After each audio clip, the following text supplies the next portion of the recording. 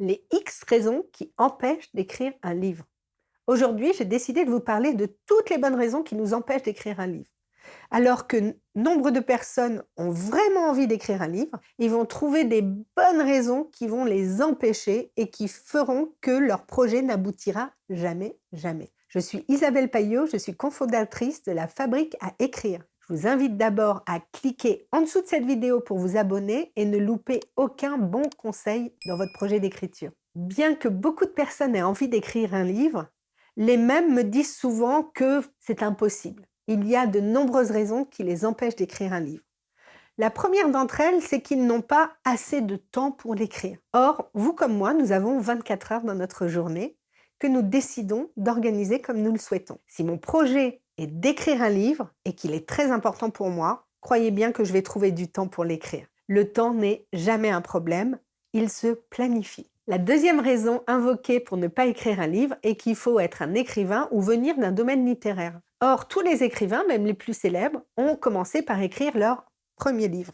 Et à ce moment-là, certainement qu'ils ne se pensaient pas suffisamment légitimes, qu'ils pensaient ne pas avoir assez de temps pour le faire, mais qu'ils ont passé cette priorité et dépassé leur appréhension. On peut écrire un livre même sans être écrivain. À partir du moment où l'on a un message à transmettre, une expertise à partager, et que ça devient très important de le faire connaître au monde. Une autre raison qui empêche d'écrire le livre, c'est de dire que tout a déjà été dit. C'est la raison que j'ai invoquée la première fois que j'ai écrit mon premier livre.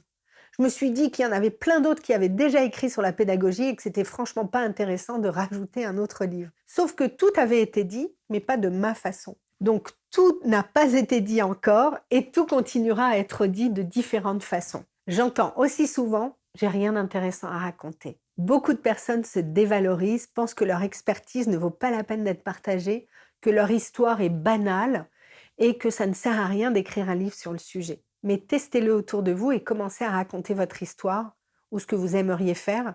Et vous allez être vraiment surprise de voir le nombre de personnes qui vont vous dire « mais dépêche-toi d'écrire un livre, j'ai trop envie de le lire ». Enfin, une des raisons invoquées, c'est de dire « moi je ne suis pas créatif et je ne vais pas pouvoir écrire de livre ». Or, pas besoin d'être forcément créatif au sens où on l'entend, avoir des idées qui débordent pour pouvoir écrire un livre. Il faut avoir la bonne méthode, savoir structurer ses idées, être capable de laisser s'ouvrir ce flot d'idées, ce flot créatif que nous avons tous en chacun de nous.